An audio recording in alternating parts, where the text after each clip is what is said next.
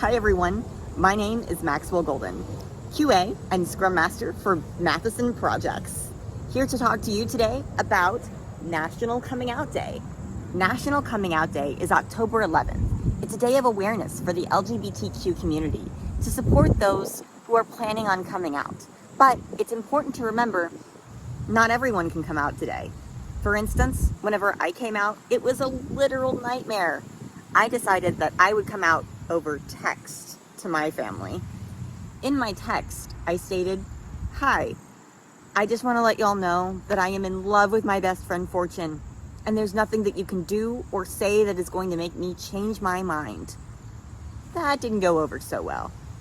My family refused to speak to me for 3 days, and they made sure that I knew the reason why. When I decided to come out as transgender, they were a lot more angry about that one. And I didn't learn my lesson from the first time that I came out.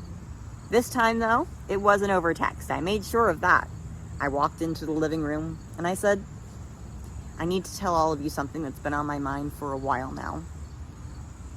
I am transgender and I am going to start my transition soon. Please call me Max from now on." And then I ran away because I was really scared, because they were getting really angry.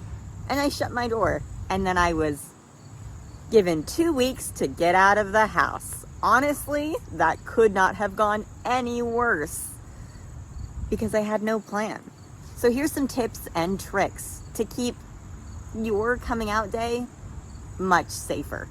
Number 1, remember your audience. Remember who you're talking to, whether this is your family, a friend, an educator, your boss, where you're coming out and who you're coming out to.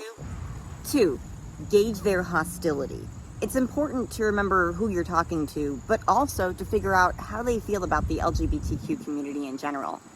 Ask them how they'd feel if they found out that someone in the LGBTQ community was in their family, or at their workplace, or in their class. If they respond angrily, with hostility, or with the intent to assault, this may not be a safe person to come out to. And you should find a safe area to come out to this person, if you must in fact come out to them. Number 3, have a backup plan. Whenever I came out to my family that I was living with, I had no backup plan. So when I was given 2 weeks to get out, I had no money or no ability to really do so. And so I joined the military. As you can see, that didn't work out. Always have a bag packed and ready to go, just in case. Or have an emergency fund for this particular situation. It's really important that you're able to take care of yourself, no matter what. And 4, remember your reasons for coming out. It shouldn't be for the benefit of other people. If you come out, you should be coming out for you, for yourself, and for your mental health. Take care of you first, because you'll always have your back. Thanks for joining us today for talking about National Coming Out Day. We here at Matheson Projects support you and the LGBT community. Have a great day.